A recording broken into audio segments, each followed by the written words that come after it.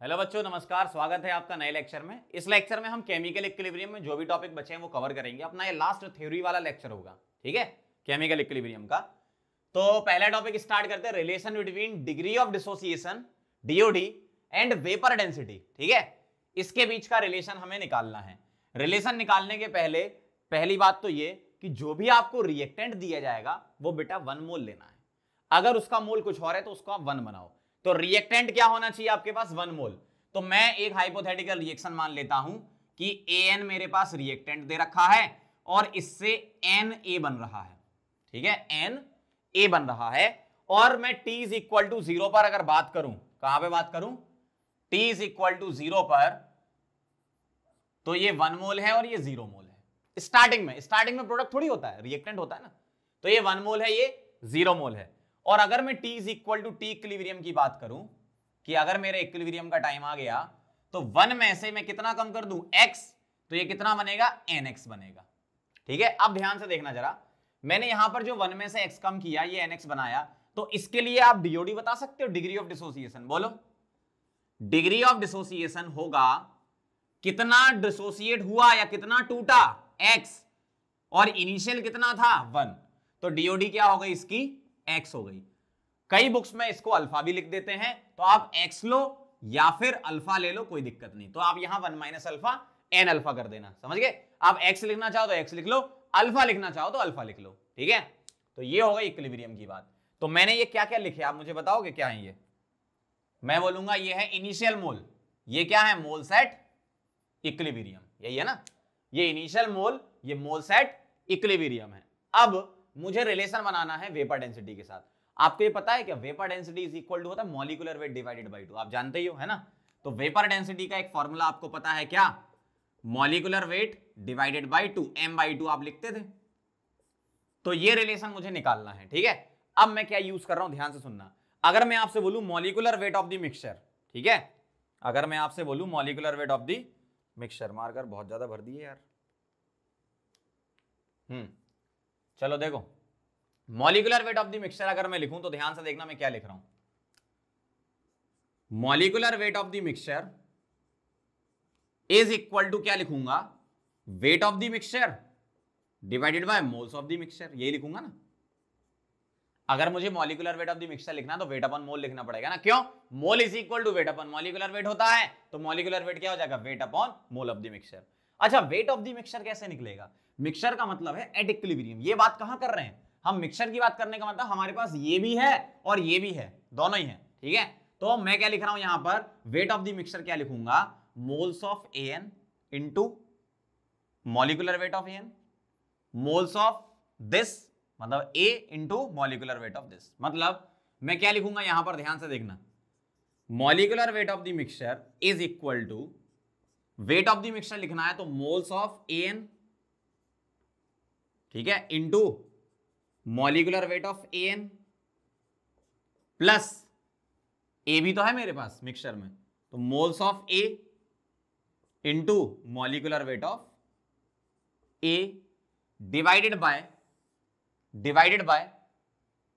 Total mole of the mixture, मतलब 1 minus x plus n x, यही लिखूंगा ना। वेट ऑफ द मिक्सचर मतलब इसका वेट प्लस इसका वेट। इसके मोल पता थे 1 माइनस एक्स, इसके मॉलिक्यूलर वेट से मल्टीप्लाई कर दो, इसका वेट आ जाएगा। इसके मोल पता थे मुझे nx, और इसके मॉलिक्यूलर वेट से मल्टीप्लाई कर दो तो ये आ जाएगा। ठीक है, तो इसके मोल कितने हैं? किसके? an के मोल 1 minus x into molecular weight of an, ठीक है, प्लस मोल्स ऑफ a कितना है? nx into molecular weight of a divided by 1 plus n minus 1 x लिख सकता हूं मैं इसको, ध्यान से सुनते जाना। और ये क्या चल रहा है अपना? Molecular weight of the mixture चल रहा है। अब मुझे क्या बताओ, 1 minus x into molecular weight of an plus n x into molecular weight of a। तो जरा एक बात ध्यान से सुनना, n और मॉलिक्यूलर वेट ऑफ a का अगर मल्टीप्लाई करोगे तो वो इसका मॉलिक्यूलर वेट के बराबर आएगा। मतलब 1 minus x molecular weight of an plus n x molecular weight of a, ये पूरा का पूरा कट के आपको सिर्फ ये देगा क्या? ये पूरा का पूरा सॉल्व होके आपको देगा मॉलिक्यूलर वेट ऑफ an। अब बोलोगे सर ये कैसे आ गया? तो मैं आपको एक एग्जांपल से बताता हूं, पहले मैं इसको सॉल्व कर दूं जरा, है ना। तो ये पूरा का पूरा सॉल्व होकर मॉलिक्यूलर वेट ऑफ एन आएगा, ठीक है। अब मैं इसको मॉलिक्यूलर वेट ऑफ एन मतलब रिएक्टेंट है एन, है ना। तो मॉलिक्यूलर वेट ऑफ एन को लिख रहा हूं मैं, इस वाले को लिख रहा हूं थ्योरेटिकल मॉलिक्यूलर वेट, और मिक्सचर को लिख रहा हूं ऑब्जर्व्ड मॉलिक्यूलर वेट। तो ध्यान से देखना जरा, मॉलिक्यूलर वेट मतलब एम ऑब्जर्व्ड, मिक्सचर का लिख रहा हूं, और मॉलिक्यूलर वेट एन मतलब मॉलिक्यूलर वेट थ्योरेटिकल एमटी लिख रहा हूं, और अपॉन 1 + n-1 x। अभी मैं आपको एक एग्जांपल से बताऊंगा कि ये पूरा का पूरा सॉल्व होके ये कैसे आया, है ना। इसको थोड़ा सॉल्व कर लेते हैं। तो इसको सॉल्व करोगे तो एक काम करते हैं, इसको यहां ले जाओ, तो 1 + n-1 x is equal to mt upon mo, theoretical upon observed, ठीक है, थ्योरेटिकल अपॉन ऑब्जर्व्ड। 1 को उधर ले गए तो n-1 x is equal to mt upon mo -1, और यहां से मैंने x लिख दिया क्या, mt - mo अपॉन mo, और n-1 को इस तरफ ले आए, इधर एलसीएम ले लिया और n-1 को इधर ले आए, तो ये आपका फॉर्मूला बना। अब आप बोलोगे सर वेपर डेंसिटी के साथ तो बना नहीं, भाई बन गया। आप क्या करो, ऊपर नीचे 2 से डिवाइड कर दो, इधर भी 2 से डिवाइड करो, न्यूमरेटर में और डिनोमिनेटर में, तो क्या दिखेगा आपको, देखो सुनो जरा, mt - mo बाई 2 आएगा, तो 2 को अलग अलग डिवाइड कर सकते हो, तो mt बाई 2 आ गया वेपर डेंसिटी थ्योरेटिकल, जिसको मैं कैपिटल D लिख रहा हूं, और m ऑब्जर्व्ड बाई 2 आ गया क्या, मिक्सचर की वेपर डेंसिटी, जिसको मैं D लिख रहा हूं, और m ऑब्जर्व्ड बाई 2 आ गया मतलब D लिख रहा हूं, और n-1। ये आपका फॉर्मूला बन गया। तो चाहो तो आप ऐसे याद कर लो या ऐसे याद कर लो, दो में से कोई भी याद कर लो। हम तो ये वाला याद करते ताकि हम आसानी से क्वेश्चन को सॉल्व कर पाए, है ना। तो यहां पर ये क्या क्या है ये भी लिखो, जैसे कैपिटल D क्या था, यहां कैपिटल D है vapour density of reactant, vapour density of reactant. Numerical में कैसे अप्रोच करोगे, molecular weight of reactant divided by 2, ऐसे लिखोगे भाई। Vapour density of the reactant लिखना मतलब molecular weight of reactant by 2, और स्मॉल d क्या है, ये है vapour density of the mixture, और ये आपको क्वेश्चन में गिवन होती है। कैपिटल D आपको निकालनी पड़ती है, स्मॉल d आपको क्वेश्चन में गिवन होती है, उसकी टेंशन नहीं लेना है, ठीक है। तो आपको फाइनल फॉर्मूला ये याद रखना है, क्या, x is equal to d - d upon d into n-1, समझ गए। अब यहां पर थोड़ा सा आपको लोचा लग रहा होगा कि यार ये क्या हो गया, 1 - x into molecular wait n plus nx into molecular wait ये पूरा सॉल्व होके ये कैसे आ गया, मॉलिक्यूलर वेट ऑफ रिएक्टेंट कैसे आ गया। भाई ये क्या है, law of conservation of mass ही तो एक तरीके से। जैसे मैं आपको एक एग्जांपल से समझाता हूं, ध्यान से समझना जरा, है ना। अगर मेरे पास PCl5 है, 1 मोल है, ठीक है, और वेपर डेंसिटी है, मतलब सभी चीजें किसमें होनी चाहिए, गैस फेज में होनी चाहिए, तो Cl2 गैस। अब यही सारा पूरा फंडा मैं इसमें लगा के बता रहा हूं, ध्यान से देखना, 1 0 0 1 - x और x यही लिखोगे आप, यही लिखोगे ना आप, है ना। अब क्या लिखोगे, molecular weight of the mixture is equal to weight of the mixture, और वेट ऑफ द मिक्सचर कैसे बताया था मैंने, mole into molecular weight of individual component. तो 1 - x into molecular weight of PCl5 कितना होता है, 208.5, सॉल्व करके निकाल सकते हो आप, है ना। क्लोरीन का 35.5, फॉस्फोरस का 31, प्लस PCl3 का मोल x है और इसका मॉलिक्यूलर वेट 137.5 होता है, प्लस Cl2 का मोल x है और इसका मॉलिक्यूलर वेट 71 होता है, divided by 1 - x plus x, ऐसे लिखोगे आप।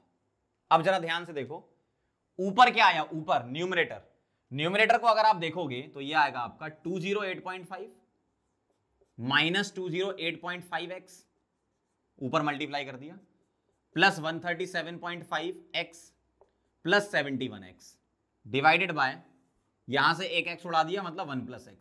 अब आप ध्यान से देखो जरा, माइनस 208.5 ये और ये, इसका और इसका सम ये आता है, तो ये कट गया पूरा, तो क्या आ गया देखो 208.5 आ गया ना, मतलब molecular weight of reactant divided by 1 + x, ये आया molecular weight of the mixture. और इसी को आगे फिर अपन कंटिन्यू कर सकते हैं।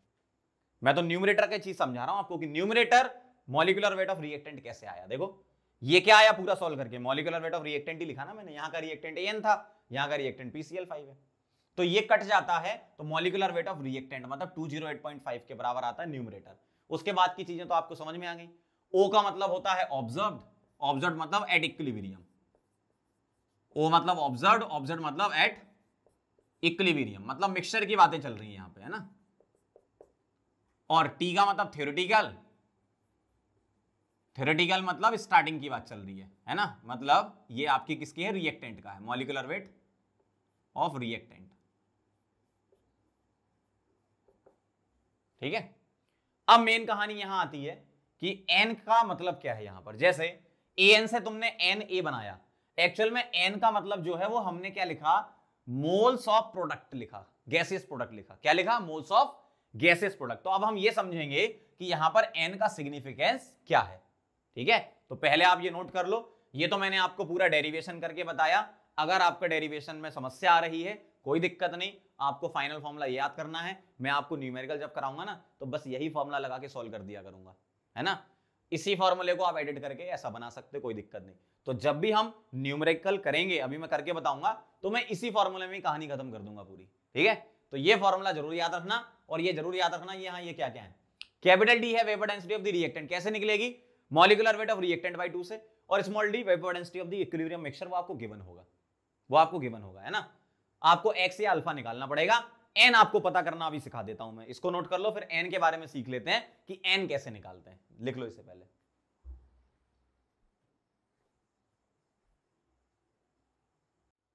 चलो बच्चों, तो अब हम ये देख लेते हैं कि सिग्निफिकेंस ऑफ एन क्या होगा यहां पर, उसके बारे में हम बात कर रहे हैं। जैसे एन को हम ऐसे डिफाइन कर देते हैं कि sum of stoichiometric, sum of stoichiometric coefficients of products, ये ऊपर लिखो, divided by sum of stoichiometric coefficients of reactants. बहुत सिंपल सी बात है,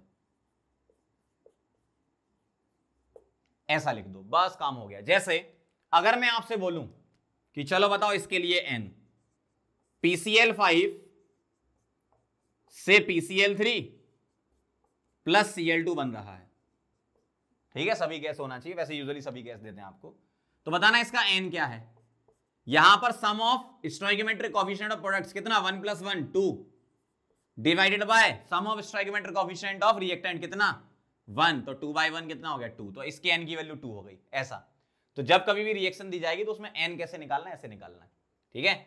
या आप ऐसे भी देख सकते हो कि अगर यहां कोएफिशिएंट 1 है रिएक्टेंट की साइड, तो सीधा सीधा प्रोडक्ट के कोएफिशिएंट का सम कर दो, क्योंकि वैसे भी नीचे 1 आना है ना। जैसे मान लो ये लिखा है 2 times ammonia gives N2 plus 3H2, बताओ इसका n क्या होगा। इसका n ये होगा कि n इज इक्वल टू 3 + 1, इसका कोएफिशिएंट का सम कितना 4, डिवाइडेड बाय रिएक्टेंट का कोएफिशिएंट का सम 2, 4/2 कितना 2। कई लोग इसमें ऐसा भी करते हैं बेटा कि 2 से डिवाइड कर देते हैं, वो भी कर सकते हो। 2 से डिवाइड करोगे तो इसका कोएफिशिएंट 1 बन जाएगा ना, लेकिन यहां 1/2 और यहां 3/2 आ जाएगा, तो कोई दिक्कत नहीं। 1/2 + 3/2 भी तो 4/2 ही होता है, समझ रहे हो बात को। अब यहां पर जो n है ना, फॉर्मूला आप देखो क्या था, d - d / d × n - 1। क्या था फॉर्मूला, x का फॉर्मूला था d - d / d × n - 1। तो भैया n तुम्हारा 1 नहीं चलेगा, n 1 नहीं होना चाहिए, n 1 नहीं होना चाहिए, मतलब नॉट एप्लीकेबल फॉर, यहां लिख देता हूं not applicable for dissociation of HI and NO। NO और HI का जो डिसोसिएशन होता है उसमें N1 आता है। जैसे अगर HI मैंने लिया तो 2HI ये आपको ब्रेक होकर देता है H2 + I2। बताना जरा इसका n क्या आ रहा है, कैसे निकालोगे। प्रोडक्ट का कोएफिशिएंट का सम 1 + 1 कितना 2, डिवाइडेड बाय रिएक्टेंट का भी 2, तो n1 आ गया ना। तो 1 नहीं चलेगा, ये फॉर्मूले में ही अलाउ नहीं है भाई, n - 1 है ना नीचे, तो n 1 नहीं चलेगा, है ना। ऐसे ही NO भी होता है 2NO, ये क्या देता है आपको N2 + O2, तो यहां भी n क्या आ जाएगा, इधर सम कर दो 1 + 1 कितना 2, और रिएक्टेंट भी 2, मतलब ये 1 आ गया। इसका मतलब इनके डिसोसिएशन में ये फॉर्मूला एप्लीकेबल नहीं है, ध्यान रखना, ठीक है। बाकी सब जगह चलेगा ये। तो ये सिग्निफिकेंस है किसका, n का। तो जब कभी भी आपको रिएक्शन दी जाए, भाई मैंने तो क्या है आपको स्टार्टिंग में समझाने के लिए लिया था कि an से क्या बन रहा है, n टाइम्स a बन रहा है, वो पूरा का पूरा प्रोसेस या डेरिवेशन करने के लिए था। आपको एक्चुअल में रिएक्शन में तो ऐसा ही दिया जाएगा ना कि एक रिएक्टेंट दिया जाएगा और वो डिसोसिएट हो रहा है, डिफरेंट प्रोडक्ट बना रहा है, ऐसे ही दिया जाएगा, है ना, जैसे ये सब दिए गए। इनमें तो खैर वैलिड नहीं है, इसमें आप n ऐसे निकाल लोगे, ठीक है। अब बात ये आती है कि अगर n अलग अलग हो जाए, n अलग अलग का मतलब क्या, आपको रिएक्शन ही ऐसी दे दी जाए कि आपको अलग अलग n दिख रहे हो। जैसे आपको ऐसी रिएक्शन दे दी जाए N1A ऐसा बोल दिया, इससे बन रहा है N2B और N3C, अलग अलग कोफिशिएंट दे दिए, तो कोई दिक्कत नहीं, इसी फॉर्मूले को एडिट करके लिख देता हूं मैं। क्या, इस फॉर्मूले को एडिट करके लिखूंगा तो क्या बनेगा, x इज इक्वल टू, पूरा डेरिवेशन दोबारा नहीं कर रहा, आप चाहो तो पूरा डेरिवेशन दोबारा कर सकते हो, फाइनल लिख रहा हूं मैं, x is equal to n1 upon delta n d minus D upon D. ये आपका फॉर्मूला बन जाएगा। अगर आप n1 n2 n3 को अगर लेते हुए चल रहे हो, आपकी इच्छा नहीं है कि उसको 1 बनाए, तो आप सीधे सीधे डायरेक्ट अप्लाई कर दो। जैसे ये था 2 अमोनिया N2 प्लस 3H2, चाहो तो आप ऐसे कर लो, कोई दिक्कत नहीं, या आपकी इच्छा हम यहीं पे ही इसको करेंगे, हमें ऐसे n1 नहीं निकालना, आपकी इच्छा है, मैं तो एक ऑप्शन दे रहा हूं आपको, है ना। आप इसी से ही चलोगे तो n1 क्या पुट करोगे 2, इसको उससे कंपेयर कराओ n1 2। अब ये डेल्टा n कैसे निकलेगा, डेल्टा n जो होता है वो होता है sum of coefficients of products minus sum of coefficients of reactant, मतलब n2 plus n3 minus n1। Delta n जो होता है वो आप यहां से निकाल सकते हो, n2 plus n3 minus n1। जैसे इस इक्वेशन के लिए, किसके लिए, इसके लिए मैं इस वाले मेथड से और एक जो नया मैं बता रहा हूं उससे, दोनों से मैं लिख के बता रहा हूं आपको, है ना, तो आपको क्लियर समझ में आ जाएगा। ध्यान से देखना जरा, कौन सी रिएक्शन ले रहा हूं मैं, ये वाली। तो 2 टाइम्स अमोनिया, ध्यान से देखना, gives N2 plus 3H2, expression लिख रहा हूं मैं x का, ठीक है। तो कैसे लिखूंगा, देखो x is equal to n1 मतलब 2 divided bye n2 plus n3 minus n1। n2 इसका 1 है, n3 इसका 3 है, ठीक है। तो 3 प्लस 1 माइनस 2 मतलब 3 प्लस 1 माइनस 2 मतलब 2 होता है ना भाई, 4 माइनस 2 हो गया ना। और क्या आया, d minus D upon D, तो ये तो वैसे ही कटना है, मतलब x क्या आ गया, d minus D upon D. तो आप ऐसे कर सकते हो।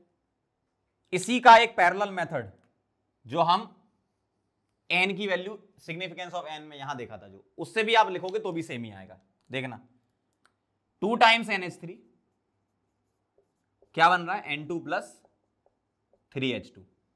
मैं ये नहीं लगा रहा, अब मैं कौन सा लगा रहा हूं, ये वाला, तो ध्यान से देखना जरा। तो x इज इक्वल टू क्या लिखूंगा, d minus D upon D into n minus 1। अब n कैसे निकालोगे, n कैसे निकालते थे, इसका सिग्निफिकेंस ऑफ n में पढ़ा था, कैसे, 3 प्लस 1 4 डिवाइडेड बाई 2, तो n क्या आ गया इसका 2, है ना, मतलब 2 माइनस 1, तो x क्या आ गया, d minus D upon D. देखो जरा गौर से, सेम ही आ गया ना। मतलब मैं आपको सिर्फ एक अल्टरनेट मेथड बता रहा हूं कि आप चाहो तो ऐसे फॉर्मूला भी याद करके कर सकते हो, आपकी इच्छा है। यहां से बिल्कुल नहीं समझ में आ रहा, मतलब ये हमें नहीं करना, समझ में तो खैर आ ही गया होगा, ये हमें नहीं करना, कोई बात नहीं, कोई दिक्कत नहीं, आप ऐसे कर लो, इससे भी वही आंसर आएगा, है ना। तो कई बुक्स में ऐसा भी फॉर्मूला दिया है, इसका मतलब ये नहीं कि अलग चीज हो गई चीज, मैं इसलिए आपको समझा रहा हूं कि ये और ये सेम बात है। कौन सी, ये वाली और ये वाली सेम बात है, बस उसको हमने इस फॉर्मूले के थ्रू सॉल्व कर लिया, और ये वाला जो पार्ट है ना वो इस फॉर्मूले के थ्रू हमने वो सॉल्व कर लिया। तो ऐसी कोई टेंशन नहीं लेनी आपको क्वेश्चन में, क्वेश्चन बहुत आसान होते हैं। ये तो अभी थ्योरी चल रही है, अब मैं आपको इसके क्वेश्चन करके बता रहा हूं, आप देखना कितनी जल्दी क्वेश्चन हो जाते हैं, बहुत आसान होते हैं क्वेश्चन, है ना। चलो इसको नोट कर लो।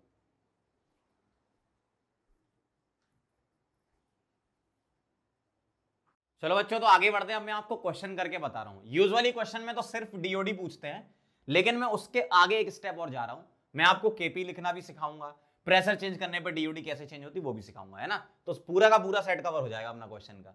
यूजुअली क्वेश्चन में सिर्फ परसेंटेज डीओडी होता है, फटाफट से क्वेश्चन बन जाता है, कोई दिक्कत नहीं। आपसे क्या बोल रहे हैं, at 250 degree centigrade and 1 atm the vapour density of PCl5 is 58, find percentage DoD and KP. और दूसरा पार्ट ये percentage DoD when P is doubled, ठीक है।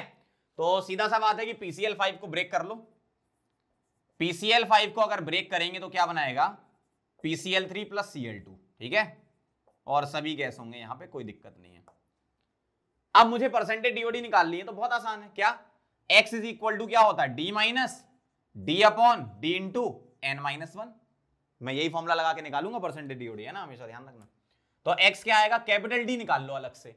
PCl5 का मॉलिक्यूलर वेट क्या होता है 208.5 डिवाइडेड बाई 2, तो कैपिटल D आ गया m/2 मॉलिक्यूलर वेट बाई 2 मतलब 104.25।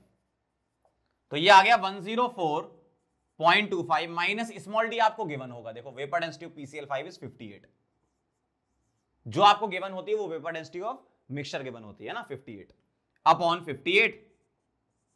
n क्या है इसका, n कैसे निकालते हो आप, नंबर ऑफ मोल्स मतलब स्टोइकोमेट्रिक कोएफिशिएंट का सम, किसका, इसका 1 + 1 2 और डिवाइडेड बाय स्टोइकोमेट्रिक कोएफिशिएंट का इधर सम मतलब 1, तो 2 - 1 कर दूं मैं सीधे, तो ये x आ गया सीधा। आपका सॉल्व करोगे तो ये 0.8 आएगा आपका, मतलब 80% आ गई आपकी क्या DOD। समझ गए। तो ये क्वेश्चन होता है आपका बहुत आसान, यहां तक पूछते हैं क्वेश्चन में, लेकिन मैं इसके आगे की चीज भी बता रहा हूं, केपी भी बता रहा हूं, प्रेशर को डबल कर दें तो क्या होगा डीओडी के साथ, वही बता रहा हूं। ये समझ गया आप क्या किया, PCl5 से PCl3 + Cl2 बना, x का फॉर्मूला लगाया d - d / d × n - 1, capital D मैंने निकाला मॉलिक्यूलर वेट बाई 2 से, किससे, मॉलिक्यूलर वेट बाई 2 से, तो 104.25 आया। ठीक है, स्मॉल d आपको क्वेश्चन में गिवन रहता है, ये रहा 58, तो ये गिवन है तो ये मैंने सीधा पुट कर दिया। n बस निकालना सीख लो कैसा, प्रोडक्ट के स्टोइकोमेट्रिक कोएफिशिएंट का सम डिवाइडेड बाय रिएक्टेंट के स्टोइकोमेट्रिक कोएफिशिएंट का सम, है ना, बहुत आसान है। 2 आ गया, 80% आ गया ना। अब आप देखना, मैं केपी निकाल के बता रहा हूं कैसे निकलेगा केपी, वो देखना। मैं इसी रिएक्शन को यहां लिख रहा हूं और मैं केपी के लिए धुआंधार शुरू हो जाता हूं, कैसे, जो आपको मेथड पता है। इनिशियल मोल कितने, initial mole 100, moles at equilibrium कितने 1 - x, x और x, क्योंकि ये तीनों ही हम क्या मान के चल रहे हैं, गैस, गैस ही लेके चलना आपको। ठीक है, अब क्या करेंगे, मोल आ गए, मोल फ्रैक्शन लिखेंगे 1 - x upon total mole 1 - x + x + x 1 + x, है ना, x upon 1 + x, x upon 1 + x। अब क्या लिखते हैं इसके बाद बताओ, initial mole, moles at equilibrium, mole fraction के बाद पार्शियल प्रेशर क्या आता है बेटा 1 - x into P upon 1 + x, p मतलब total pressure 1 - x, sorry x है यहां पे, xp upon 1 + x, xp upon 1 + x। Partial pressure आ गया, पार्शियल प्रेशर एट इक्विलिब्रियम। बस अब kp लिख दो, तो kp कैसे लिखते हैं याद करो, kp इज इक्वल टू इसका पार्शियल प्रेशर प्रोडक्ट का xp upon 1 + x into xp upon 1 + x upon 1 - xp upon 1 + x। Solve कर लो इसको, आंसर आएगा आपका, देखो kp का, ध्यान से देखना, इससे एक 1 + x उड़ा दिया, एक p से एक p उड़ा दिया, तो ऊपर क्या दिखेगा आपको, ऊपर दिखेगा यहां पर x² into p upon 1 + x into 1 - x, तो 1 - x का whole square, a + b into a - b, ये तो सभी जानते हैं, जानते हैं कि नहीं जानते हैं, देखो ऐसा आएगा। अब बस x पुट कर दो, कितना है 80% है, मतलब x 0.8 है। अब ध्यान से सुनना, x आपका 0.8 है, मतलब बहुत कम नहीं है 1 के रेस्पेक्ट में, तो नेगलेक्ट करने की जरूरत नहीं है यहां पर, है ना, बहुत कम होता तो हम नेगलेक्ट कर देते, यहां हम एग्जैक्ट कैलकुलेशन करके देखेंगे, है ना। तो p क्या है आपका 180 m, ओके, तो kp निकाल लेते हैं, x है 0.8, अच्छा 0.8 का मतलब क्या, मैं इसको 8/10, 8/10 मतलब 4/5 बोल सकता हूं ना, सही ना, तो 4/5 रख रहा हूं मैं यहां पे ताकि कैलकुलेशन आसान लगे थोड़ी, इंटू p तो तुम्हारा 1 है और 1 - 4/5 का होल स्क्वायर। सॉल्व करो इसको, ऊपर आया 16/25, नीचे आया 1 - 16/25, 25 - 16 9/25, 16/9, kp आ गया आपका। ठीक है, यूनिट लिखना चाहो तो एटीएम की power delta NG, delta NG क्या है इसका 1 है, तो डेल्टा एनजी आप एटीएम लिख सकते हो ना। ये आया तुम्हारा केपी, मतलब फर्स्ट पार्ट आपका कंप्लीट हो गया। अब चलते हैं पार्ट 2 पे, सेकंड पार्ट पे चलेंगे। सेकंड पार्ट में क्या कहना है इनका, डीओडी बताओ कब, जब प्रेशर को डबल कर दें। तो मुझे एक बात बताओ, प्रेशर को चेंज करने पर केपी चेंज होता है क्या, नहीं होता, मतलब केपी तो कांस्टेंट रहना है 16/9। इसका मतलब मैं यहां पर ऐसा बोल सकता हूं क्या कि kp इज इक्वल टू एक नई कंडीशन पे डीओडी, इसको मैंने x2 मान लिया, प्रेशर P2 मान लिया और 1 माइनस x2 मान लिया, ऐसा ऐसा लिख सकता हूं मैं भाई। प्रेशर बदला, डीओडी चेंज हो गई, केपी थोड़ी चेंज होता है। तो केपी तो 16/9 है तुम्हारा, x2 निकालना है, लेकिन प्रेशर कह रहे हैं डबल कर दो, तो पहले 1 था, अब कितना कर दो, 2 कर दो, बस ये हो गया काम आपका। तो यहां से आप डीओडी निकाल लोगे। थोड़ा सा सॉल्व कर लो, 2 से काट दो, कितना 8, तो 8/9 आ गया, x2 square upon 1 minus x2 square, multiply कर देता हूं, 8 minus 8x2 square is equal to 9x2 square, और 9 प्लस 8 इसको उस तरफ ले जाओ है ना, 9 प्लस 8 कितना होता है 17 है ना, तो 17x2 square is equal to 8, ये तो सिंपल मैथ्स आप जानते हो ना, x2 इज इक्वल टू 8/17 का अंडर रूट, इसको सॉल्व करोगे तो ये आएगा आपका 0.68, मतलब 68% डीओडी। तो ये कहानी है, मैंने आपको डिटेल में पूरा क्वेश्चन सॉल्व करके दिखा दिया। पार्ट 1 आपका यहां से शुरू होता है, ठीक है, ये चला ये चला ये चला यहां तक, और पार्ट 2 आपका ये हो गया, ठीक है, लाइन आप खींच लेना। क्वेश्चन समझ गए क्या था, पहले आपको परसेंटेज डीओडी निकालनी है, बहुत सारे क्वेश्चन आपको सिर्फ इतने पार्ट से ही मिल जाएंगे, ये इतना करना है आपको, ये करना सीख लो। बाकी केपी वगैरह तो हमने ये केपी कैलकुलेशन में भी सीखा था भाई सारा, है ना, और प्रेशर चेंज कर दो तो डीओडी चेंज होगी, लेकिन केपी थोड़ी चेंज होगा, केपी आपका पहले भी वही था 16/9, अब भी 16/9 ही रहेगा, तो डीओडी चेंज हो जाएगी आपकी। समझ गए बात को? तो इस तरीके से क्वेश्चन अटेम्प्ट करना। मैं आपको और भी क्वेश्चन करके बता रहा हूँ सिंपल वाले, ये तो मैंने पूरा डिटेल में बता दिया, अब मैं आपको सिर्फ डीओडी निकालना सिखाता हूँ फटाफट से, ये वाला फॉर्मूला लगा के, है ना, नोट कर लो इसे।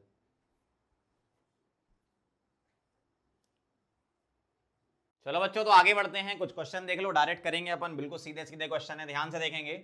The vapour density of gas mixture is 70 and 58, ठीक है, at 200 degree centigrade and 250 degree centigrade respectively, okay.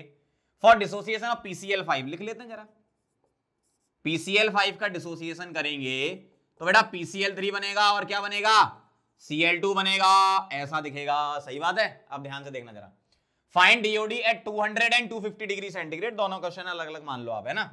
तो मैं एक काम करता हूं, एट 200 निकालता हूं, आप मुझे फटाफट से 250 वाला बताते जाना, ठीक है। चलो शुरू करते हैं, 200 डिग्री सेंटीग्रेड वाला क्या आएगा, x is equal to, formula लिख लूं पहले तो, d minus D upon D into n minus 1, लगना तो यही है, यहां भी लगना है यही, और यहां भी यही लगना है।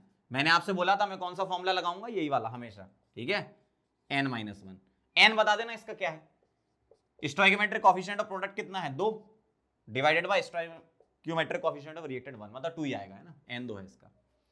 चलो शुरू करते हैं, पुट करते हैं जरा, x, कैपिटल D क्या है, कहां है, अच्छा कैपिटल D तो दे नहीं रखा, अरे कोई बात नहीं, नहीं दे रखा तो हम निकाल लेंगे, कैसे, capital D is equal to 208.5 molecular weight of reactant by 2, मतलब 104.25, पिछले क्वेश्चन में भी ऐसे ही निकाला था, है ना, तो 104.25 माइनस स्मॉल d बता दो जरा, 200 डिग्री सेंटीग्रेड का स्मॉल d कितना है 70 है, जो गिवन होता है वो स्मॉल d है ना, आपको बोल रखा है ना gases mixture 70 2 minus 1, x solve करो यहां से, ये आएगा आपका 0.49, मतलब 49% डीओडी,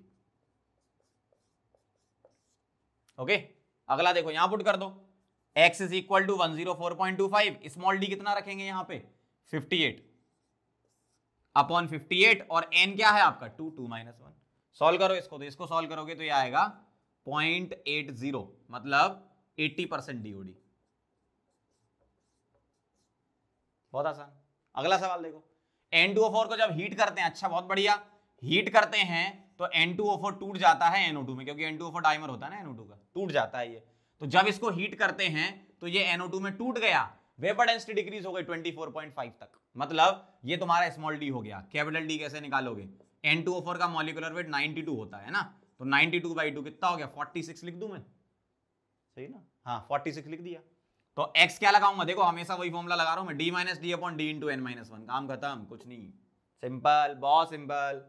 चलो बताओ जरा x कैसे निकलेगा, capital D 46, small d 24.5 upon 24.5, n बता देना जरा, n कैसे निकलता है, नंबर ऑफ स्टोइकोमेट्रिक कोएफिशिएंट का सम ऑफ प्रोडक्ट का, है ना, तो प्रोडक्ट का स्टोइकोमेट्रिक कोएफिशिएंट क्या है 2, और रिएक्टेंट का स्टोइकोमेट्रिक कोएफिशिएंट क्या 1, मतलब 2 माइनस 1, सॉल्व करोगे इसको तो ये आएगा आपका 0.88 के अप्रॉक्स, मतलब 88% डीओडी,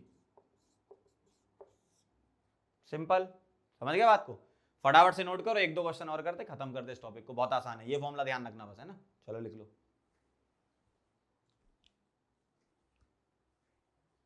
चलो बच्चों, तो अब आगे बढ़ते हैं, दो क्वेश्चन और कर लेते हैं, खत्म करते हैं इस टॉपिक को, ठीक है। ध्यान से देखना जरा। A is 90% converted into B according to the reaction, ये दे रखी है। Find the value of D by D। बहुत सिंपल, आप जानते हो मेरा फॉर्मूला क्या है, X is equal to D minus D upon D into N minus 1। N बता दो फटाफट से क्या है, N क्या आएगा, यहां 3 डिवाइडेड बाय यहां पर 1। स्टोइकोमेट्रिक कोएफिशिएंट का सम किसका, प्रोडक्ट का, डिवाइडेड बाय स्टोइकोमेट्रिक कोएफिशिएंट का सम रिएक्टेंट वाला, है ना। मतलब N तुम्हारा 3 आ गया। सॉल्व करो। X कितना लिख दूं, 90% मतलब 0.9, d minus D upon D, 3 minus 1, N 3 है ना, तो 0.9। अच्छा 3 माइनस 1 तो 2 हो गया, 2 इधर ले जाओ और d को अलग अलग डिवाइड दे दो, तो d बाई डी माइनस 1, ठीक है। तो ये हो गया तुम्हारा 1.8, आंसर आ गया देखो, d बाई डी माइनस 1। तो d बाई डी क्या आया, 1.8 प्लस 1 मतलब 2.8। समझ गए कहानी, ठीक है। एक ग्राफ बना के बताओ मुझे जरा, अल्फा और डी बाई डी के बीच का। अल्फा तुम्हें लेना है वाई एक्सिस पर, ये वाई एक्सिस पर लेना है, और ये लेना है एक्स एक्सिस पर। तो पहले एक इक्वेशन बना ले, रिलेशन बना ले एक, तभी तो हो पाएगा काम, है ना। PCl5 का डिसोसिएशन कराना, अब तो आपको रिएक्शंस भी याद हो गई होंगी, इतना अपन ने पढ़ लिया केमिकल इक्विलिब्रियम में, रिएक्शन इतनी बार लिखी कि क्या बताएं कितनी बार लिखी, ठीक है। ऐसा आएगा। अब मैं क्या लिखूंगा यहां पर, अल्फा माना है इन्होंने, ठीक है, एक्स को अल्फा लिख दो, d minus D upon D into n minus 1। Formula तो एक ही है, बस यही लगेगा, बस n बता दो क्या है, n क्या आएगा, स्टोइकोमेट्रिक कोएफिशिएंट का सम प्रोडक्ट के लिए 2 डिवाइडेड बाय रिएक्टेंट का मतलब 2 आएगा। Means alpha is equal to d minus D upon D into 2 minus 1। मतलब alpha is equal to 2 minus 1 तो 1 हो गया, अलग अलग डिवाइड कर दो, d बाई डी माइनस 1। मतलब अल्फा को तुम्हें कहां लेना है, y एक्सिस पर लेना है, तो ये हो गया तुम्हारा y और ये हो गया तुम्हारा x। इसको x एक्सिस पे लेना, तो y is equal to x minus 1 का ग्राफ बना दो जरा, कैसा बनेगा ध्यान से देखना, बना के बता देता हूं मैं, आपको अच्छा लगेगा। y is equal to x minus 1 का ग्राफ बनाना है, कैसा बनेगा, जिसको पता है बहुत अच्छी बात है, जिसको नहीं पता वो यहां देख लो। ये y एक्सिस हो गई मेरी और ये हो गई अपनी x एक्सिस, ठीक है। ये y और ये x एक्सिस, यहां पर क्या क्या है अपने पास,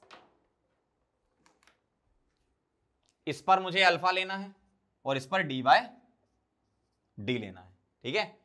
अब अगर मैं x को 0 रखता हूं तो y माइनस 1 आएगा, x को 0 रखोगे, x को 0 रखोगे तो y माइनस 1 आएगा, तो एक पॉइंट यहां आएगा। प्रैक्टिकली तो पॉसिबल नहीं है, लेकिन अपन मैथमेटिकल ग्राफ बना रहे हैं। और y को 0 रखोगे तो x तुम्हारा 1 आ जाएगा, तो y को 0 तो x 1 आ जाएगा। मतलब इन दो पॉइंट से गुजरने वाली स्ट्रेट लाइन बना दो, वही आंसर आ जाएगा। देखो स्ट्रेट लाइन बना लेते हैं अपन, तो इन दो पॉइंट से गुजरने वाली स्ट्रेट लाइन बनाएंगे ऐसी, लेकिन जो नेगेटिव वाला पोर्शन है उसको छोड़ देना यहां पे ऐसा। मतलब ये जो दिख रहा है आपको डॉट डॉट डॉट वाला, आप इसको हटा भी सकते हो, कोई दिक्कत नहीं है ना।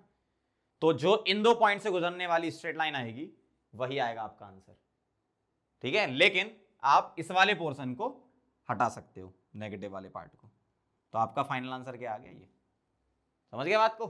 चलो तो इसको नोट करो। अब एक चीज और आती है इसमें, एक चीज इसमें आती है कि अगर आपका एसोसिएशन हो जाए, जैसे एक तो डिसोसिएशन वाला पार्ट था, एक है अगर एसोसिएशन हो जाए, तो एसोसिएशन में क्या होगा, जैसे मान लो मॉलिक्यूल टूटता है, जैसे ये है PCl5, तो ये तो ब्रेक हो रहा है। जितने भी क्वेश्चन अभी हमने किए सारे ब्रेक वाले किए हैं, कि जिसमें ब्रेक हो रहा था। लेकिन अगर मॉलिक्यूल जुड़े, एक तो मॉलिक्यूल टूटे, एक होता मॉलिक्यूल जुड़े। अगर तुम्हारे मॉलिक्यूल जुड़ते हैं तो जुड़ने का मतलब क्या है, बहुत सारे मॉलिक्यूल आपस में मिल रहे होंगे, जिसको हम बोलते हैं पॉलीमराइजेशन। जैसे अगर 2 मॉलिक्यूल आपस में मिल रहे हैं तो बोलते हैं डाइमराइजेशन, डाइमर।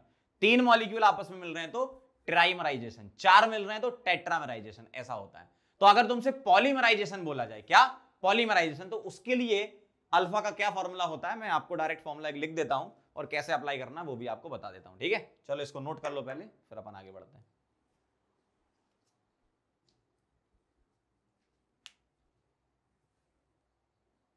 चलो बच्चों आगे बढ़ते हैं और मैं आपको पॉलीमराइजेशन के लिए बता देता हूं कैसे अप्लाई करोगे। अगर कभी आ गया तो, वैसे तो यूजुअली दिखेगा नहीं क्वेश्चन, लेकिन कभी दिख गया तो फॉर पॉलीमराइजेशन रिएक्शन बता रहा हूं मैं आपको, फॉर पॉलीमराइजेशन रिएक्शन।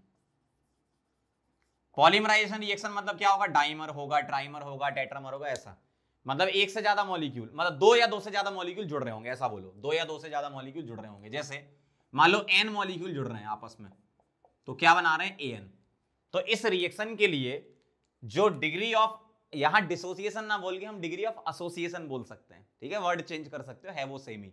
तो डिग्री ऑफ डिसोसिएशन की जगह degree of association word use कर सकते हो, कोई दिक्कत नहीं है ना। तो डिग्री ऑफ एसोसिएशन x का जो फॉर्मूला आएगा वो उसी जैसा ही आएगा, d minus D upon D, बस यहां पर चेंज हो जाएगा, 1/n-1 हो जाएगा, और n क्या है यहां पर, ग्रेटर देन इक्वल टू 2 होना चाहिए आपका, तभी एप्लीकेबल है ये। मतलब दो मॉलिक्यूल तो मिनिमम जुड़ने चाहिए ना, तभी तो डाइमर से तो शुरू होगा काम, है ना। तो पॉलीमराइजेशन का स्टार्टिंग ही डाइमर से होगी, तो n या तो 2 हो या 2 से ज्यादा हो, 3 4 5 6 ऐसा चलेगा, कोई दिक्कत नहीं। तो ये हम अप्लाई करेंगे फॉर्मूला अगर कभी आपसे एसोसिएशन के बारे में बोला जाए। अब यहां पर बात आती है कि n का सिग्निफिकेंस क्या है, तो मैं यहां पर बता देता हूं सिग्निफिकेंस ऑफ n। अच्छा, ये फॉर्मूला निकाला, वैसे डेरिवेशन पूरा का पूरा सेम वही है जो पीछे किया था, है ना।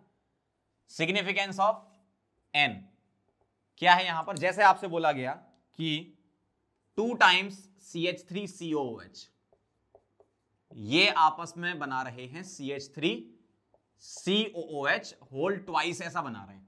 आप बोलोगे सर ये जुड़ते कैसे हैं, भाई हाइड्रोजन बॉन्डिंग इसमें होती तो उससे जुड़े रहते हैं ये, है ना। तो दो मॉलिक्यूल इससे जुड़ रहा है, मतलब यहां पर n की वैल्यू क्या आ गई आपकी, 2 आ गई, n की वैल्यू क्या आ गई, 2 आ गई। तो अगर मैं यही फॉर्मूला यहां अप्लाई करूं तो x is equal to d minus D upon D into n, क्या हो गया आपका 2 हो गया, ठीक है। तो x क्या आ गया यहां पर, d minus D upon 1/2 minus 1 कितना होता है, 1/2 माइनस 1 माइनस हाफ, 1/2 माइनस 1 क्या होता है, माइनस हाफ, और माइनस हाफ में से आप ऊपर भेज दो उसको, सीधी सी बात है, तो ये -2 लिख सकता हूं मैं ऊपर। तो x क्या आ गया यहां पर 2d minus 2d upon D, ऐसे आप लिख सकते हो। -2 था ना, हाफ -1 -2 ऐसा दिखेगा। मतलब आप गौर से देखो, आपको ऐसा लग रहा है ना, स्मॉल d में से बड़ा d माइनस हो गया, मतलब अब तुम्हारी वेपर डेंसिटी बढ़ गई, आफ्टर एसोसिएशन वेपर डेंसिटी बढ़ गई, सीधी सी बात है ना। मॉलिक्यूलर वेट बढ़ेगा तो वेपर डेंसिटी बढ़ेगी ना, एसोसिएशन में तो मॉलिक्यूलर वेट बढ़ता ही है, डिसोसिएशन में मॉलिक्यूलर वेट कम हो जाता है, अलग अलग स्पीसीज जो बनती है ना। तो ये कहानी है, तो ऐसे आपको अप्लाई करना है, n का सिग्निफिकेंस बता दिया। कभी अगर आपसे ऐसा बोल दे 3 टाइम्स a, इससे a3, तो n क्या हो जाएगा तुम्हारा 3, 4 टाइम्स a, इससे a4, तो n क्या हो जाएगा 4। मतलब ऐसी कोई खास बात नहीं है इसमें, सिंपल है बस, है ना। तो जैसे डिग्री ऑफ डिसोसिएशन वैसे डिग्री ऑफ एसोसिएशन का भी फॉर्मूला हो सकता है ऐसा, ठीक है। रेयरली ही आपको क्वेश्चन दिखेगा, लेकिन एक बार मैंने बता दिया कैसे करना है, ठीक, नोट कर लो। चलो बच्चों आगे बढ़ते हैं, साइमल्टेनियस इक्विलिब्रियम के बारे में समझ लेते हैं। पहले तो मैंने एक बड़ी सी डेफिनेशन लिख दी है, देखो कितनी बड़ी डेफिनेशन है। मेन चीज है समझना, मैं भी समझाऊंगा उसको समझना। डेफिनेशन पढ़ लो जरा क्या कह रहे हैं इसमें। इफ इन एनी कंटेनर, आपके पास एक कंटेनर है, देयर आर 2 और मोर इक्विलिब्रियम एग्जिस्टिंग साइमल्टेनियसली, एक साथ 2 या 2 से ज्यादा इक्विलिब्रियम चल रहे हैं, मतलब 2 या 2 से ज्यादा रिएक्शन चल रही है, ठीक है। इन्वॉल्विंग 1 और मोर देन 1 कॉमन स्पीसी, या तो एक कॉमन स्पीसी होगी या उससे ज्यादा होंगी, यूजुअली एक कॉमन स्पीसी वाला आपको पढ़ना है। देन इन बोथ, या जितनी भी रिएक्शन है, all the reaction equilibrium, the concentration of common species is the total concentration of that species due to all the equilibrium. इसका मतलब क्या है, बहुत ध्यान से रिएक्शन से समझना। ये तो बाप रे बाप बहुत बड़ी डेफिनेशन लिख दी, देखो जरा बहुत आराम से समझेंगे। मान लो मेरे पास एक इक्विलिब्रियम चल रहा है, ये ए सॉलिड से बन रहा है बी गैस, ठीक है, या एक काम करते हैं एक्स मान लेते हैं, ए सॉलिड से बन रहा है X gas plus Y gas, ठीक है। इसका कुछ अपना इक्विलिब्रियम कांस्टेंट होगा, मैं बोल रहा हूं Kc1, और बी सॉलिड से बन रहा है Z gas plus Y gas, और इसका कुछ अपना इक्विलिब्रियम कांस्टेंट Kc2, और ये दोनों रिएक्शन एक V वॉल्यूम के कंटेनर में चल रही हैं, समझना बात को, ये दोनों रिएक्शन एक V वॉल्यूम के कंटेनर में चल रही हैं। अब होगा क्या, अगर मैं आपसे बोलूं कि T इज इक्वल टू 0, मतलब इनिशियल मोल की अगर मैं बात करूं, इनिशियल मोल की, इसके इनिशियल मोल मैंने मान लिए स्मॉल a है, तो शुरुआत में तो ये 0 0 होता है, ठीक है। मोल्स एट इक्विलिब्रियम क्या लिखूंगा, ए में से x कम कर दिया तो यहां पर x बनेगा, यहां पर x बनेगा, जितने यहां कम करते उतने यहां बनेंगे। लेकिन ये तो सॉलिड है, सॉलिड है मतलब इसको हमें डिस्कार्ड करना है। ये तो मैंने ये बोल दिया कि चलो a था, ये a मोल था, a में से कितना कम हुआ तो हम बोलेंगे x और x बना, a में से x कम हो गया। और जब हम Kc लिखेंगे तो इसको मत लिखना है ना, ध्यान रखना।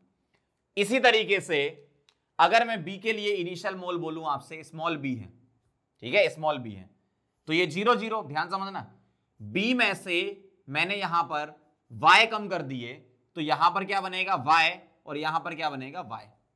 अब ये तो सॉलिड है भाई, मैंने सॉलिड ले लिया, हो सकता है ये गैस दिया हो तो डिस्कार्ड मत करना, सॉलिड है तो डिस्कार्ड कर देंगे, तो इनको क्या करना है, डिस्कार्ड करना है। अब जरा ध्यान से देखो जरा, इनमें, इन दोनों रिएक्शन में जो स्पीसीज इन्वॉल्व हो रही है उसमें एक स्पीसी कॉमन है, कौन, y। तो y के जो नेट मोल आएंगे वो क्या आएंगे, वो x तो यहां से बन रहे हैं और y यहां से बन रहे हैं, मतलब दोनों का सम होगा, मींस x में y ऐड कर देंगे और y में x। क्योंकि भाई सीधी सी बात है, मेरे पास दो रिएक्शन चल रही हैं, एक रिएक्शन से भी y बन रहा है, दूसरी रिएक्शन से भी y बन रहा है, तो टोटल मान लो पहली रिएक्शन से मेरे पास 3 मोल y बन रहा है, दूसरी रिएक्शन से 4 मोल बन रहा है, तो टोटल तो 7 बोलूंगा ना भाई, सीधी सी बात है ना। पहली रिएक्शन से 3 मोल बन रहा है, दूसरी से 4 मोल, तो टोटल मोल पूछेगा कोई तो क्या बोलोगे, 7 ही तो बोलोगे ना, 3 + 4 7 ही होता है ना, वही करा मैंने, तो यहां सम कर दिया। अब आप इसका Kc1 लिख लो, अगर वॉल्यूम कंटेनर का V है तो Kc1 में लिख रहा हूं क्या आएगा, Kc1 आएगा x/v into x + y/v, equation number 1। इसी तरीके से आप Kc2 लिखोगे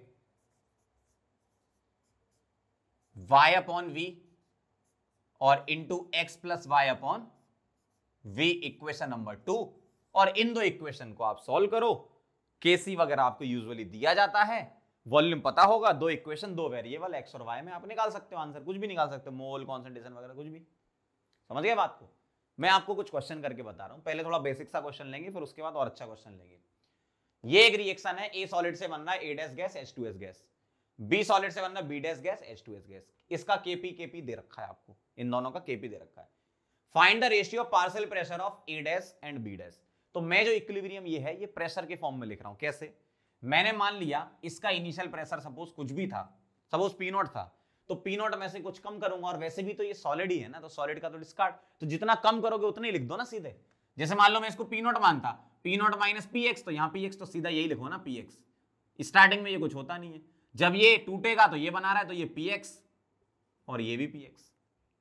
उसी तरीके से इसका कुछ मान लो P0 तो P0 माइनस Py, तो ये क्या बनेगा, Py और Py, स्टार्टिंग में तो होता नहीं है, तो मैं लिख रहा हूं यहां पर क्या, Py और Py सीधा।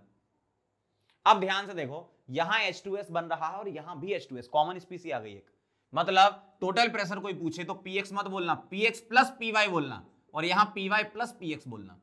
अब इनका आप Kp लिख सकते हो, कैसे, Kp1 = Px into Px + Py। mm² का मतलब होता है millimetre of mercury, mm of Hg हुआ है ना, उसका स्क्वायर है।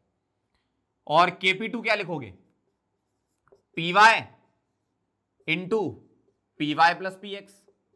ये मैंने कहां से लिखा, यहां से लिखा, दोनों को डिवाइड कर दो, इक्वेशन बन गया। रिलेशन पूछा था ना आपसे, इसका पार्शियल प्रेशर का रेशियो पूछा था ना, आ गया 625/1156 इज इक्वल टू, ये तो कट गए, डिवाइड करेंगे तो इक्वेशन नंबर 1/2 करेंगे। तो जब हम इक्वेशन नंबर 1/2 करेंगे तो Kp1/Kp2 क्या आ जाएगा, 625/1156 is equal to Px/Py। Px किसका था, A- का, तो प्रेशर ऑफ A- गैस और प्रेशर ऑफ B- गैस, यही पूछा था आपसे, फाइनल आंसर। अब एक मैं अच्छा सा क्वेश्चन आपको करके बता रहा हूं, साइमल्टेनियस इक्विलिब्रियम का है ना, चलो इसको नोट कर लो, समझ गया ना बात को। एक स्पीसी कॉमन होगी, अगर मोल के फॉर्म में लिखना है तो मोल को ऐड करने पड़ेंगे, प्रेशर के फॉर्म में लिखना है प्रेशर को ऐड करना पड़ेगा, सीधी सी बात है ना, नोट करो।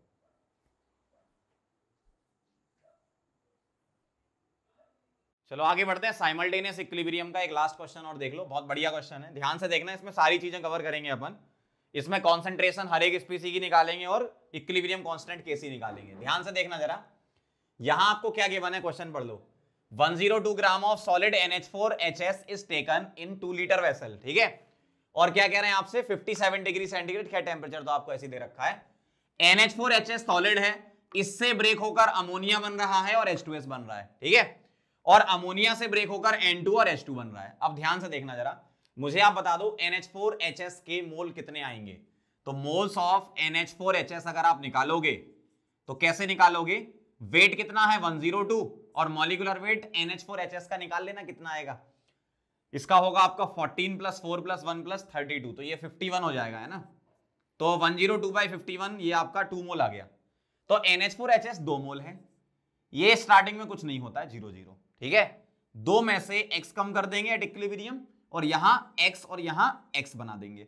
ये तो वैसे भी सॉलिड है तो इसको हमें वैसे भी डिस्कार्ड करना है, लेकिन हम एक बार को लिख लेते हैं ऐसे ताकि हमें आसान रहे कि उस तरफ कितने मोल जा रहे हैं। ये इनिशियल हो गया और ये मोल्स एट इक्विलिब्रियम हो गया, क्लियर। अब अमोनिया कितना है, x बना, ठीक है, ध्यान से सुनना। अमोनिया x बना तो मैं अगला वाला इक्विलिब्रियम जो स्टार्ट करूंगा वो x से स्टार्ट करूंगा, ये बस यहां पर मेन पॉइंट है, बहुत ध्यान से देखना। NH4HS ब्रेक हुआ, किसमें बना, अमोनिया और H2S बना, ठीक है। अब जो अमोनिया बना वो तो x मोल बना ना, इसका मतलब जब अमोनिया ब्रेक होगा तो x मोल से ही तो ब्रेक होगा कि x में से कितना कम हो गया। तो मैं ऐसा बोल देता हूं कि x में से ये y कम हो गया। अगर ये y कम हो गया तो ये कितना बनेगा, y/2, और ये कितना बनेगा 3y/2, सही बात है ना भाई, सीधी सी बात है। अगर NH4HS से अमोनिया बन रहा है x मोल, तो अमोनिया से जब N2 और H2 बनेंगे तो अमोनिया जब ब्रेक होगा तो x में से ही तो ब्रेक होगा कुछ ना कुछ, तो x में से y कम किया तो ये y/2 और ये 3y/2, ठीक है। ये कहानी अपन ने इक्विलिब्रियम लिखने वाली कर ली। अब देखो जरा क्या कहना है, 1 mole of the solid decomposes to maintain both the equilibrium, मतलब सॉलिड 1 मोल डिकम्पोज हो गया, 1 मोल डिकम्पोज हो गया मतलब 1 मोल बचा, मतलब 2 - x जो है वो 1 बचा, मतलब एक तरीके से x क्या है, 1 है आपका। तो x क्या है आपका 1, ठीक है, x क्या है 1, ये ध्यान रखना, x है आपका 1। आगे बढ़ो, and 0.75 moles of H2 was found at equilibrium, मतलब 0.75 क्या है, H2 के मोल, मतलब 3y/2 क्या है 0.75, 0.75 को क्या लिख सकते हो, 3/4 लिख दूं, यहां से थोड़ा सॉल्व कर लो, 3 से 3 उड़ा दिया, 2 से 4 2 टाइम्स, तो y क्या आ गया 1/2, तो x तुम्हारा 1 और y क्या आ गया 1/2, ठीक है। अब ध्यान से देखना जरा, find concentration of all the species and Kc for both the reaction. चलो मुझे x और y तो पता चल गया ना, अब ध्यान से सुनना। अब जब मैं सभी स्पीसीज को ध्यान से देखूंगा तो मुझे अमोनिया रिपीट होता हुआ नजर आ रहा है, मतलब अमोनिया 2 बार दिख रहा है, H2S एक बार दिख रहा है, N2 एक बार दिख रहा है, H2 एक बार दिख रहा है, NH4HS तो सॉलिड है, ठीक है। तो अमोनिया मुझे 2 बार दिख रहा है, इसका मतलब यही आपका साइमल्टेनियस इक्विलिब्रियम है। साइमल्टेनियस इक्विलिब्रियम में क्या करते हैं अपन, कोई भी एक स्पीसी 2 बार दिखे मतलब आपको दोनों ही रिएक्शन में वो इन्वॉल्व होती हुई नजर आएगी, ये ध्यान रखना आप, है ना। तो अमोनिया आपको दोनों रिएक्शन में इन्वॉल्व होती नजर आ रही है, मतलब अमोनिया की फाइनल कॉन्सेंट्रेशन या फाइनल मोल बोलो पहले, है ना, फाइनल मोल कितने हैं अमोनिया के, फाइनल मोल x - y, ठीक है। तो x - y ही यहां पर रहेंगे, ये ध्यान रखना, मतलब यहां x - y अमोनिया के मोल है ना, तो x - y ही रहेंगे। अगर मैं आपसे बोलूं कि 2 इक्विलिब्रियम चल रहे हैं, फाइनल जब सब चीजें हो गई, इक्विलिब्रियम मेंटेन हो गया, तो आप मुझे बताओ अमोनिया के कितने मोल हैं, तो आप बोलोगे यहां से x - y, यहां से x, ऐसा थोड़ी होगा भाई, यहां x - y है तो यहां भी तो x - y ही होंगे ना, अमोनिया के मोल तो सेम ही रहेंगे दोनों जगह से, अगर इक्विलिब्रियम उसने अचीव कर लिया है तो, ठीक है। तो ये और ये तो सेम रहेंगे, चलो ठीक, ये बात हो गई। अब मुझे एक बात बताओ, सभी स्पीसीज की मुझे कॉन्सेंट्रेशन निकालनी है, शुरू करते हैं। ये तो सॉलिड है, इसकी नहीं निकालते, ठीक है, एक्टिव मास 1 मानते हैं। अमोनिया के लिए बात कर लेते हैं, कॉन्सेंट्रेशन ऑफ अमोनिया बता दो जरा, क्या आएगा, x - y divided by volume vessel का कितना 2 लीटर, तो x - y divide by volume, ऐसा लिख देते हैं पहले, x - y divide by volume. तो x क्या है 1, y क्या है 1/2 और वॉल्यूम कितना है 2 लीटर, 1 - 1/2 हाफ हो गया और नीचे 2 है, मतलब 1/4। तो अमोनिया की कॉन्सेंट्रेशन 1/4 आई। अगली स्पीसीज देख लो, H2S देख लेते हैं ना, H2S की कॉन्सेंट्रेशन बताओ जरा कितनी आएगी। H2S के मोल फाइनल तो x ही रहेंगे ना, इधर मत कर देना x - y, ये तो एक ही बार आ रहा है ना, मतलब इसके डिसोसिएशन से ही बनेगा ये, बस इसके बाद कुछ नहीं होगा इसका, मींस x/v, और x कितना है 1 और v कितना है 2, मतलब 1/2 ही आएगा, ये तो सीधा सीधा है ना। अगली स्पीसी क्या है N2, N2 की कॉन्सेंट्रेशन बताओ जरा, N2 की कॉन्सेंट्रेशन, N2 एक ही बार आ रहा है ना, मतलब इसके ब्रेकिंग से ही बन रहा है बस, इसका मतलब y/2, y/2 क्या आ गए, ये मोल आ गए, डिवाइडेड बाय वॉल्यूम, मतलब y/2v, पुट कर दो जरा, y कितना है 1/2 और 2 और v2 रख दिया, मतलब 1/8 आ गया ये, ठीक है। y 1/2 रखा और 2 पहले से था और v का भी 2, तो 1/8 हो गया। H2 की कॉन्सेंट्रेशन, मतलब H2 के मोल कितने, 3y/2 और v नीचे, तो 3y/2 भी, तो 3 × 1/2 और 2 एक और था, मतलब 3/8 लिख दूं मैं सीधे सीधे, है ना, ये तो सिंपल मैथ्स है। तो अपन ने सभी स्पीसीज की क्या निकाल ली, कॉन्सेंट्रेशन। कोई रह तो नहीं गया, अमोनिया हो गया, H2S हो गया, N2H2 हो गया, ठीक है, बस खत्म काम। अब Kc लिखना तो आप जानती हो ना, ये जो लिखा ये कहां लिखा, एट इक्विलिब्रियम लिखा। ये सारी चीजें कहां लिख रहे हैं अपन, एट इक्विलिब्रियम लिख रहे हैं। मतलब जब मैं Kc1 निकालने जाऊंगा, इसका मैं Kc1 मान लेता हूं और इसके लिए मैं Kc2 मान लेता हूं।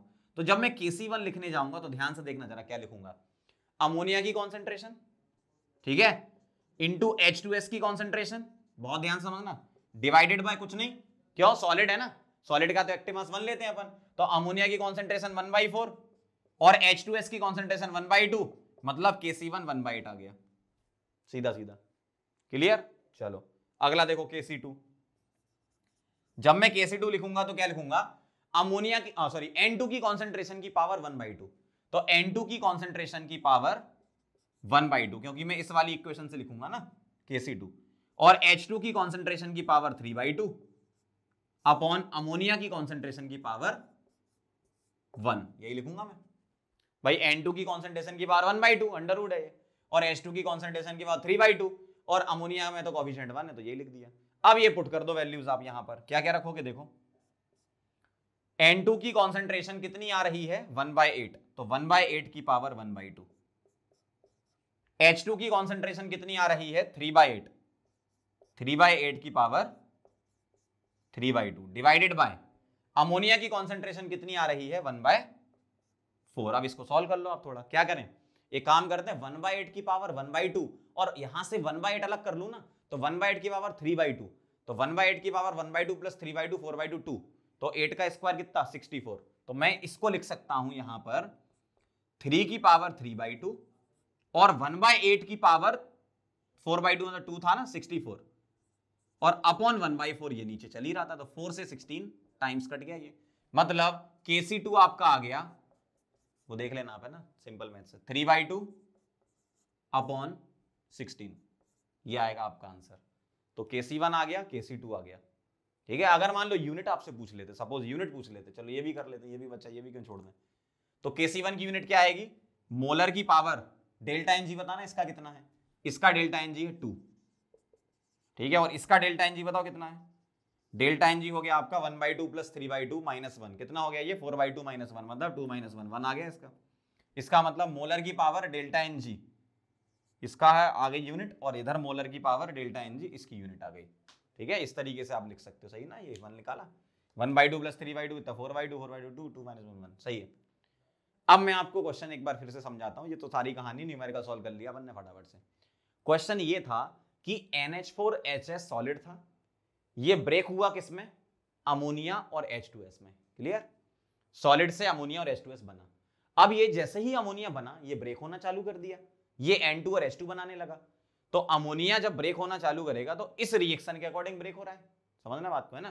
तो इस सॉलिड से ये दो गैस बनी जिसमें से अमोनिया गैस ब्रेक होना चालू कर दी, N2 और H2 बनाने लगा, मतलब अमोनिया जितना भी यहां से बन रही है वो आगे कैरी फॉरवर्ड होकर उसमें से और भी कुछ कम होगा। मतलब यहां तो अमोनिया मान लो सपोज आपके अमोनिया के 10 मोल बने यहां पर, ठीक है, 10 मोल बने यहां पर, अमोनिया के 10 मोल बने। अब आगे रिएक्शन में जब अमोनिया ब्रेक हुई तो अमोनिया के मोल बचे 8 ही, मतलब 10 में से आपने 2 माइनस कर दिए, तो जितने भी यहां 2 कम हुए तो यहां पर जाके वो 2 × 1/2 या 3/2 × 2 इस तरीके से होगा, मतलब जितने भी मोल यहां थे उससे कम मोल यहां पर होंगे, क्यों, क्योंकि ये ब्रेक हो रहा है, मतलब फाइनल मोल जो होंगे वो तो 8 ही होंगे ना आपके। तो वही मैंने यहां पर लिखा, जब आप फाइनल इक्विलिब्रियम मेंटेन करवा दोगे दोनों रिएक्शन का, तो जितने यहां पर अमोनिया के मोल बचेंगे वही यहां पे लिखना पड़ेगा। इसलिए मैंने यहां पर पहले x लिखा था स्टार्टिंग में, देखो स्टार्टिंग में ये ऐसा था, ध्यान से देखना जरा, स्टार्टिंग में क्या था ये 2 माइनस एक्स, जितना यहां कम हुआ उतना यहां बना दिया था, ये था स्टार्टिंग में, लेकिन x को आगे कैरी फॉरवर्ड किया तो x में से y कम हुआ तो ये y/2 ये 3/2 बना, मतलब फाइनल जो मोल थे किसके अमोनिया के वो x नहीं थे, क्या थे, x माइनस वाई थे, ठीक है। इसके मत कर देना माइनस वाई, ये तो एक ही बार बन रहा है ना, वो भी इसकी ब्रेकिंग से बन रहा है। अमोनिया यहां बन भी रहा है और आगे यूज भी हो रहा है। इसका मतलब नेट अमोनिया के मोल जो यहां बन रहे हैं वो फाइनली लिखेंगे, जो आगे कम होकर फाइनल बचे वो लिखना है। तो आगे y कम होकर x माइनस वाई बचे वही लिखा मैंने, और बाकी सिंपल यहां पर कैलकुलेशन करी। 1 मोल सॉलिड डिकम्पोज हो गया था, मतलब 2 माइनस एक्स आपका 1 था, तो मैंने x यहां से 1 लिख दिया, सीधा सा 1 मोल डिकम्पोज हो गया था। और 0.75 H2 मिला था, मतलब 3y/2 मिला था, और x और y आ गया।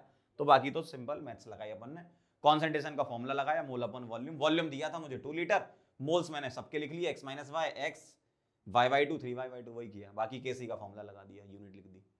समझ गया बात को? तो ये कहानी थी केमिकल इक्विलिब्रियम चैप्टर की थ्योरी की। ये जो साइमल्टेनियस इक्विलिब्रियम वाला टॉपिक है ना, ये जेईई मेन और नीट के लिए आप चाहो तो छोड़ सकते हो, कोई दिक्कत नहीं है ना, लेकिन डिग्री ऑफ डिसोसिएशन तक आपको पूरा का पूरा कवर करना है। एक बार मैं सारी चीजें बता देता हूं आपको। Simple law of mass action आपको पता होना चाहिए, केसी केपी का एक्सप्रेशन पता होना चाहिए, के एक्स नीट और जेईई मेन वाले छोड़ भी दें तो भी कोई दिक्कत नहीं, केपी केसी एक्सप्रेशन, उनके बीच का रिलेशन, फैक्टर्स अफेक्टिंग के, टेम्परेचर का डिपेंडेंसी कैसे होती, वांट ऑफ इक्वेशन जो लिखी थी अपन ने वो, ठीक है, और स्टोइकियोमेट्री में कुछ बदल दें, रिएक्शन स्विच कर दें, चेंज कर दें, 2 से मल्टीप्लाई कर दें, इस टाइप के क्वेश्चन वो वाले कर लेना। केपी केसी के कैलकुलेशन वाले लेक्चर में जो मैंने बताया था किस तरीके से अपन निकालते हैं केपी केसी, पूरा मेथड लगा के, डिग्री ऑफ डिसोसिएशन वाला मेथड लगा के। फिर हम चले थे ली चैटले प्रिंसिपल, केमिकल इक्विलिब्रियम में अलग लगाया था, फिजिकल इक्विलिब्रियम के लिए अलग सीखा था हमने। उसके बाद हमने डिग्री ऑफ डिसोसिएशन और वेपर डेंसिटी का रिलेशन। तो ये कुछ कॉमन टॉपिक होते हैं जिससे रिलेटेड क्वेश्चन एग्जाम में आते ही रहते हैं केमिकल इक्विलिब्रियम चैप्टर से, ठीक है। तो ये साइमल्टेनियस इक्विलिब्रियम एक एक्स्ट्रा टॉपिक था जो मैंने आपको पढ़ा दिया। चलो अब इसका एक लेक्चर और बचा है 21 मोस्ट एक्सपेक्टेड क्वेश्चन वाला, उसको अपन करेंगे, इसको नोट कर लो, मिलते हैं फिर।